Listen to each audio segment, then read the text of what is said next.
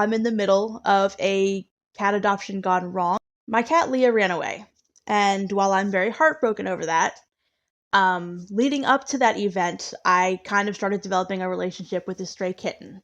And initially my goal was really just to kind of get this cat some care, get this cat socialized, give it a chance out there, and try to find a home for it. That's really all I wanted.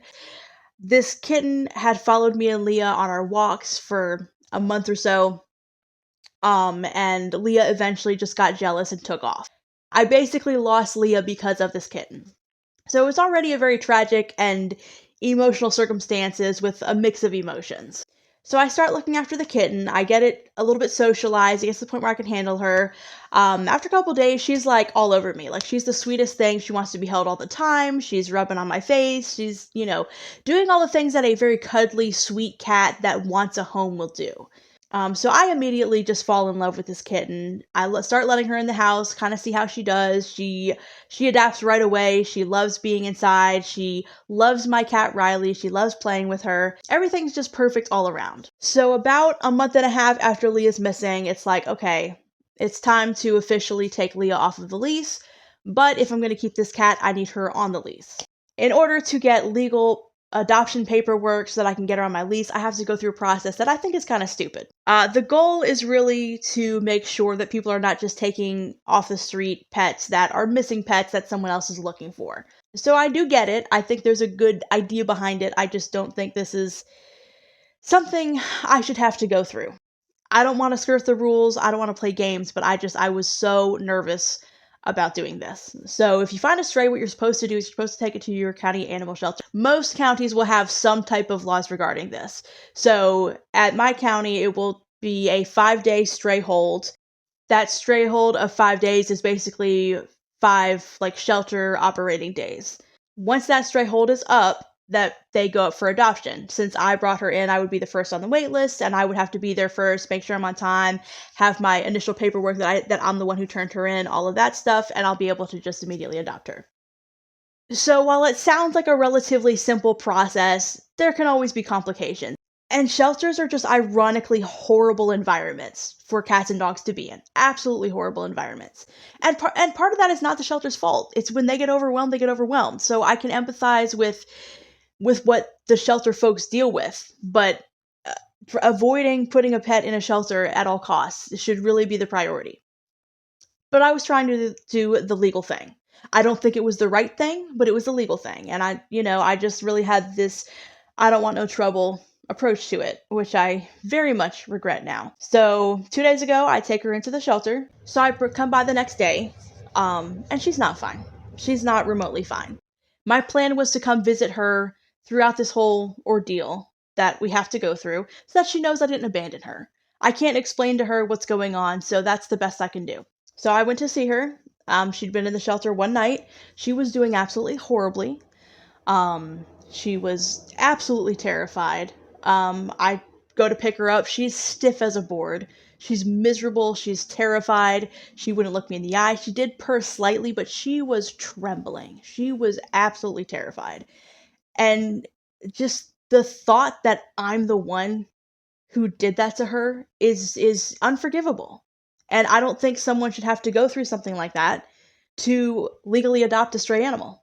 That's ridiculous that I have to put her through that. So I think the day I dropped her off, it wasn't that terrible. There was a plan, and I knew we were going to get her home at some point. But seeing her like that was really, really rough. Really rough. So I go up the next day, which was earlier today at this point. And I brought a toy, and I brought a washcloth so I could just kind of get my scent in it so she could keep it in her cage. I go in there, and the guy tells me that I can't see Zora because she is on quarantine. There is a cat that was in her same room that got sick with a fatal disease, and all cats in that room are now in quarantine. That's great for the other animals in the shelter. That's a smart thing to do. A quarantine is probably how I would handle the situation. Zora is not protected. Zora is now at risk of losing her life because I followed the law. The law should be looked at. The law should be maybe updated. We should do that from time to time. She might not have legally been mine, but she was safe. She was happy. She was thriving. thriving in my care. Y'all have her for 2 days, and she's exposed to a potentially fatal illness. And setting my emotion aside, part of me understands that those are the kind of things that happen in shelters. I understand there's only so much that they can do to protect these animals. Shelters are just not good places for pets to go. It's just not. And I hate it. I hate that that's the reality, but that's the reality. I should never have been required to do this to begin with. Never should have been required to do this to begin with. This is ridiculous. That she is now in danger. She could be dead right now for all I know. Because this conversation took place like 15 hours ago or so. She could have passed away from this disease in the time since I left there. Who knows? Setting aside the worst case scenario, instead of just having the 5-day hold and then like the 1 day of processing or whatever it was, now she's on 2-week quarantine. I'm still first on the wait list. I'm still the only one on the wait list. And I guess the only good thing about quarantine is that people aren't going to be seeing her. So probably won't have other people on the wait list. But now at this point, I'm going to get a call the day before. I'm going to have half a day of warning to go get her. So what if y'all call me and I can't get there? Like, I had all of this arranged. We've already had this conversation where I set everything up. Okay, I'm dropping her off. Okay, I need to be here at this time to get her. Okay, got it. So now, even aside from whether or not the absolute worst happens, which frankly is very, very a high possibility. This from what I've read about, this is a very highly contagious thing. So the likelihood of her not getting it is very, very low. She does have a chance of surviving it. That's not impossible, but she is going to get sick because I did the legal thing instead of the right thing. But then as far as getting her and not having time to like even react when I get that phone call, like y'all can't take the situation under consideration in this. Like, what are you doing? Like, why is it this complicated to do the legal thing to adopt this cat? I am going to fight for Zora, and I want her to be my cat, but at this point, I'm kind of resigning myself to the possibility that's not going to happen. If someone finds a stray animal and they want to keep it, why can't they be required to like have some type of reporting system where they have to report that they have this animal and there's a 5-day period or whatever for the owner to respond? Like, there's got to be a better way. I should not have to leave them at the shelter. If you want me to bring them to the shelter, let you take pictures of them, let you scan for microchip, do some paperwork, whatever, that's fine. But I should not have to go put this animal in the shelter for 5 shelter days in order to adopt it. That's ridiculous. That's insane. She is not safe because I followed the law. And now I wish instead of following the law, I'd done the right thing. And when the law and the right thing don't match up, then we need to revisit these issues. It's been about 48 hours since I found out about the quarantine. And the original plan for today was to just, as soon as they are open, just go up there, get as much information as I can. I don't know if I can do it. Because whatever she's going through, whatever the final consequence of this is, I am the one who put her in this situation. I will not forgive myself if she doesn't make it. And I don't think I'll forgive myself if she does. And I'm not knocking shelter folks. There's only so much they can do. I'm not even upset at them for the outbreak. Like, that's something that's going to happen from time to time. It is what it is. Like, I can sit here and be sad about it, but I don't fault them for the outbreak happening. I fault the law for requiring me to put her there. This story could still have a happy ending. But even if I get what I want, even if I get her back and nurse her back to health and try to get her back to normal and recover from this horribly traumatic experience, like, this is still something I want to advocate for. How can you do this to people? I just feel so stupid because she's in this situation all because I couldn't tell a little white lie. The solution to taking her to the shelter, but still getting her legal on my lease, would have literally been faking an adoption paper. That's it. That is it. That's all I had to do. All I had to do. Fake an adoption paper. Who does that hurt? Who would that have hurt? Nobody. And it could have saved her life. And I didn't have the nerve to do it. And I can't, I'm so angry at myself for that. A little white lie. Something that simple, that hurts nobody. Especially considering the fact that I know she doesn't have a previous owner that is looking for her. She came to me. She developed an interest in me because she trusted me. And look what I did to her. The law has got to change. So I got the courage to make it up to the animal shelter. And I'm going to sit here as long as I need to because I want to hold on to hope. I really do. And I just have such a strong feeling that I'm going to hear what I don't want to hear.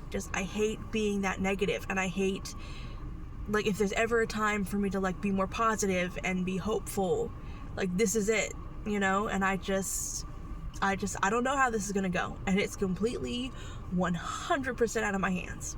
If she is alive, I think it's important that I show up to say that I'm here to advocate for her. And I've read about some injections you can get that can kind of help improve their immune system even when they are sick.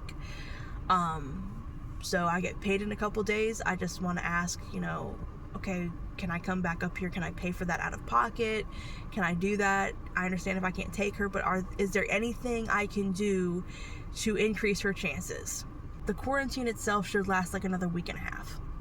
So even if she's okay right now, she's got another week and a half of being in this hellhole by herself, scared, and still essentially in danger from this thing.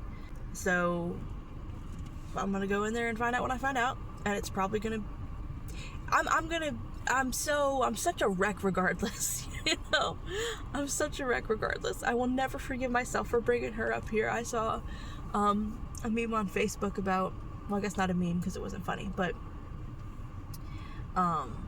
it was about how once a stray cat trusts you, it's like a very deep trust and a very deep love, and that you should never betray that. And I betrayed that. She really trusted me so much. She probably trusted me more than any cat I've ever had. More than any cat I've ever had. And I might have had my reasoning.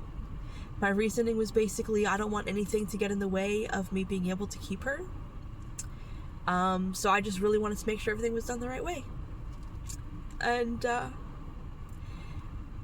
that's not a good enough excuse. I still betrayed her trust. And I should have thought of something, found another way, just not done this. I will never, even if she makes it, I will never forgive myself for doing this to her. So yeah, I'm just going to sit here and decompress for a while, and then I'm going to go find out what I find out. It is now Monday morning, August 4th. So Saturday morning, I went up to the shelter just to kind of see if she's still alive, basically. And they told me that she was, and now it's like the pendulum's swinging the other way, because I had spent several days just crying my eyes out and thinking for sure she's not gonna make it. So like I really did walk in there fully prepared for them to tell me that she was dead. And I'm glad that didn't happen. But she's not out of the woods yet. There can be a second wave of this spread before this quarantine is over and before she's home. So now I keep imagining her coming home to me and us having this reunion and she's fully adopted, and I don't know that my mindset, your mindset has an impact on things that you're like trying to accomplish.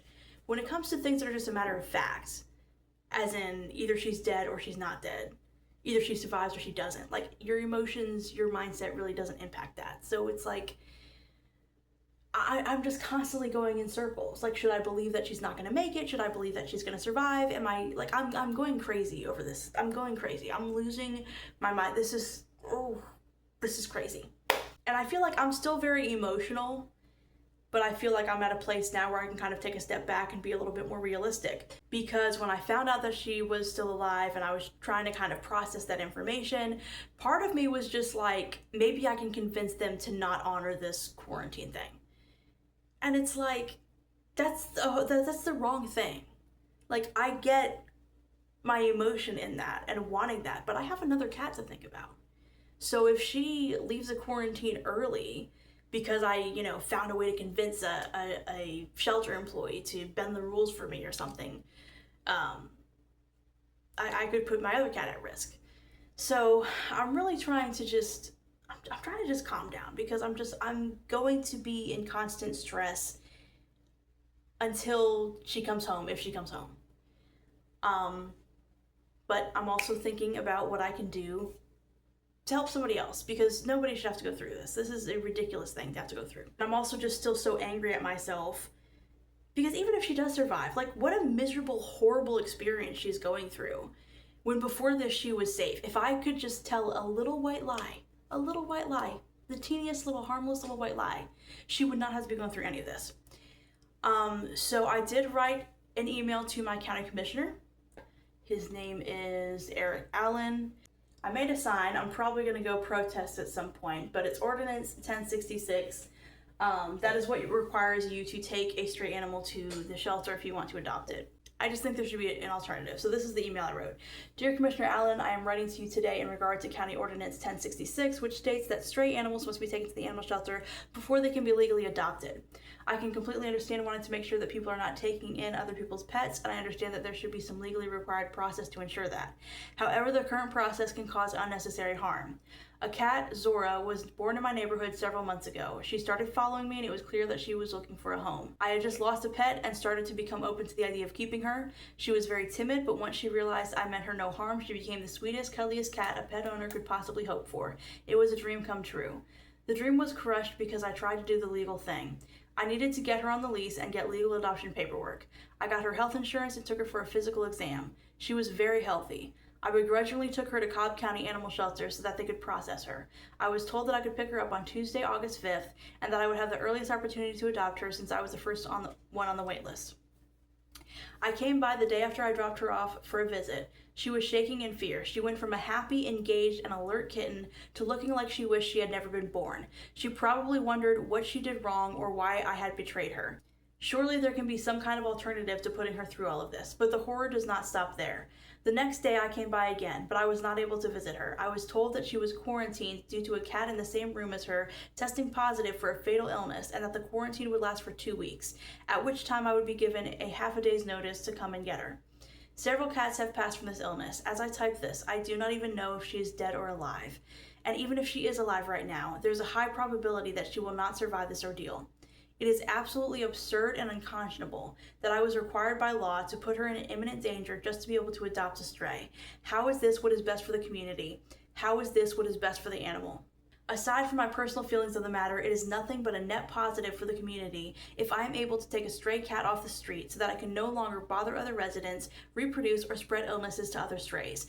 Every shelter and rescue is completely overwhelmed right now, and there is no end in sight. If anything, our community needs more people to be willing to take in strays. Why should they be willing to help with this problem if the only way to do so legally is to put them through this kind of agony? I love Zora. Now I'll be lucky if I ever see her again, because the law required me to betray her trust and put her life at risk. Residents should be required to report the stray animal to the local animal shelter and give the owner time to reclaim the pet without having to take the risk of leaving the animal at the shelter. It is often an unsafe, chaotic environment with a staff that is consistently overwhelmed and is doing the best they can with a situation that is always going from bad to worse at the drop of a hat. If the law requires residents to take healthy cats from a safe environment and put them in imminent danger, then the law needs to be revisited. Please let me know what I can do to further address this cause. No resident should have to watch an animal they care for die in a shelter because they tried to do things the legal way. I have no idea if I'll get a response. I'm not really sure what the best course of action is if I don't. I really don't know. I don't really know what to do to get the ball rolling. So that's definitely something I want to follow up with regardless of what happens with Zora. So it is August 5th. At 5:50 in the morning. There was a pretty significant update yesterday, and I didn't want I just didn't want to sit down and talk about it. So I was told I can go get her this morning. But for this type of illness, she's supposed to be in quarantine for longer. So I'm like losing it trying to figure out what to do. This whole week has been nothing but me losing it over and over and over and over and over again. I'm so done. But the thing is, I have another cat to think about. So it's like, I don't want to do anything that's going to put Riley at risk just because I'm upset about Zora. And they love each other, so it's going to kill me to even try to keep them separated. But also just as a matter of habit. Like, I'm trying to figure out how to, like, set everything up. I do have two different litter boxes.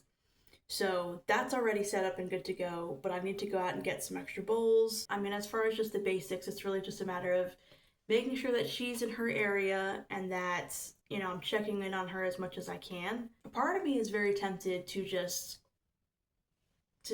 have her there until the quarantine is up, but I can't do that to her. I can also take Riley to get a vaccine. I haven't looked up what appointments are available, so if it's too long, then I'm just gonna have to keep them separated for a week. But if I can get an appointment in the next day or two, then they don't have to be separated for that long. So that's kind of like what my hope is, that I can get that worked out. Even if her health is not taking much of a hit physically, she's been through it. She's gonna need some time to get back to normal. Look who's finally home. So in the end, I did end up getting her on Tuesday the 5th, which was the original day that was scheduled for her adoption. So basically, when you adopt an animal from the shelter, like, there's already something in the paperwork that says that you're essentially taking this animal as is. And in light of the circumstances, they basically just wanted me to sign an extra medical waiver. So I was basically, I'm removing her from the quarantine and adopting her, but I'm also taking responsibility for the fact that she's not in quarantine right now. Like, she hasn't even been home 24 hours yet. So it's the next day, but I'm just trying to process everything that's happened. So I guess I'll start with quarantine. That really did not work. So essentially, I got her separate food bowls. I've got 2 different litter boxes. So my original plan was to just keep her in the bedroom and keep Riley out. I'm kind of just disappointed in myself because I really did not follow through on the quarantine at all the way I was supposed to. So it lasted like a little over half a day. Because if you genuinely want to do a quarantine, like, you really need to think about the cross-contamination issues, not just, oh, I'll keep this one in the bedroom and this one in the rest of the house. And that's kind of all I really thought about. And late into yesterday, I realized that there were several moments where I had already cross-contaminated without even thinking about it. So I was very disappointed in myself over that. That being said, she never tested positive for this. Looks like she never caught it. And I'll be following up with the vet for her and for Riley here in the next week or so. Her behavior has somewhat surprised me throughout all of this. I really expected her to be a little bit more despondent and not really herself. Even aside from the issues with the illness and her being at risk, she probably never knew she was at risk. But anyways, the shelter life in general is just horrible. And I just can't get that image out of my head of the last time I saw her after I dropped her off at the shelter. She would not look me in the eyes. Like, her body was just limp. She was so just depressed and scared and just shaking. So I kind of felt like she would need at least a couple of days to decompress and readjust her environment, and I don't think she needed that at all. As soon as she knew that she was in my carrier again, I think she knew that she was going home, and she really came to life. Once we got in the car, I let her out of the carrier, and she pretty much sat on my shoulder the whole way home, which was about like a 10-12 minute ride, somewhere around there. Once we got home, I had moved a couple of things around, so she really wanted to get in there and explore that. But other than that, she was pretty much settled right away. She drank water right away. She used the litter box within an hour or two. And pretty much just her normal self. Like, no difference in how she behaved before. So that's a really, really good sign. She also appears to be very healthy. I kind of wondered, even if she didn't catch this thing, if she was going to experience some other issues with her health just because of being in the shelter environment. And I haven't noticed anything like that. So I really did not. So I'm really glad that she was able to immediately feel right at home again. And now she is officially adopted. The question mark has been Riley. So I will briefly summarize the relationship between Zora and Riley. So when I got Zora, she was emaciated, she was sickly, she was She had parasites that were eating all her nutrients, so no matter how much she ate, she was going to continue to be in this desperate state. Once I got medication for that, she was good. And when I first got her, she would do nothing but stay under my bed. So I thought it was this health issue. And like once she kind of recovered from that, she would start coming out more. And that really wasn't the case. She pretty much lived under my bed for the first like 2.5 months that I had her. I wouldn't even pull her out anymore. I just would crawl under the bed to visit her. You never gonna join society? Oh, I'm sorry. I'm sorry. And even then, she would come out, but she wouldn't really come out for me. Like, she would interact with me somewhat. She'd talk to me. She really chirps. I don't think I've ever heard her meow. But that was it. And she really did not engage with me much at all. Then Zora entered the picture. So before she was in the shelter, she was in my house for a little bit. And the main thing was I wanted to see how Riley did with her, because the cat I had previously was pretty territorial and aggressive, and I think that kind of held Riley back in some ways from coming out of her shell.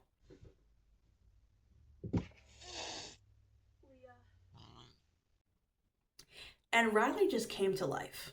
She became a completely different cat. Seeing how good Zora was with Riley and how good Zora was for Riley was really the final thing that made me go, okay, this has to happen. This is going to be a great thing for us. She's a great addition. And in addition to having a playmate that she actually really responded to, it completely changed her relationship with me. And I think part of it was jealousy. So she would see me loving on Zora, who's always been very sweet and would come right up to me. Riley would start to come up with me, and Riley would start to seek out being pet, and Riley would start to seek out being played with. And those were things that she never really did before. So it also did a lot of wonders for our relationship. Once Zora was in the shelter, like, Riley could not get enough attention, and she wasn't afraid to come up and ask for it. And she only had that kind of confidence because of Zora. Fast forward to yesterday, and she's acting like she does not know who Zora is at all. She's been hissing at her and hiding from her and won't let her near her. Zora's had a great reaction. Zora is a very laid-back cat. Like, she's pretty cool. At one point, she was just laying there, and Riley came up and just started hissing at her, and Zora pulled her head back and just kind of put her paw out for Riley to smell. And it was kind of this, take all the time you need type of moment between them. It was the cutest thing. But I just don't know where this aggression is coming from. Like, do you actually not have memory of this cat? You guys were best friends for a couple weeks. Like, I don't know what's going on with her. I will say, though, one thing that I've wondered about Riley is whether or not she has other neurological problems, because ever since her parasite issue was resolved, she's still been very clumsy and kind of has a wobbly walk sometimes. There were a few times she tried to jump on the bed and she just overshot it and hit the wall, and it's things like that. So I have been wanting to look into whether she has other neurological issues. I wonder if they impact her memory. At first I thought, okay, the shelter probably left all kinds of scents on Zora that could have thrown Riley for a loop. But it would just seem like after a little while she would realize from the scent alone, this is Zora. So I'm wondering at this point if it's a recognition issue or if it's maybe a jealousy issue, because Zora gave her confidence. Once Zora was gone, Riley had all of the attention. Now I'm wondering if, in her mind, Zora's going to steal all the attention. I don't know. It's a weird situation, and I'm kind of disappointed because I really thought that they would just... I thought Zora would need time to decompress, and I thought kind of once we got past that point, they'd be best friends again. So I'm really hoping that they find a way to work it out. Zora's a very patient and sweet cat, so if anyone can navigate this situation, it's her. But I really hope that they have a relationship again, because it was really sweet. Having said all of that, just because this story had a happy ending doesn't change the fact that it could have had a very scary and sad ending. We need people to be willing to step up to adopt stray pets. They're everywhere. They're getting turned in all the time. Shelters and rescues are completely overwhelmed. I don't know how it is for y'all in your area, but for mine, Cobb County Ordinance 1066 still needs to change, because I could have lost her because I tried to do the legal thing. You can still have a legal requirement that people report stray animals that they find to the shelter, that they take them up there to get a microchip scan, There can still be that 5-day hold before the actual legal adoption takes place. But they should have the option of whether they want to leave it at that shelter for that time or if they're okay with taking that animal home during that time. No one should be required to go through this much stress and struggle and trauma just to adopt a stray cat. I think this is something that can deter people from taking in stray pets, and I think that's the last thing that our communities need. And if Zora were awake, she would probably agree with me.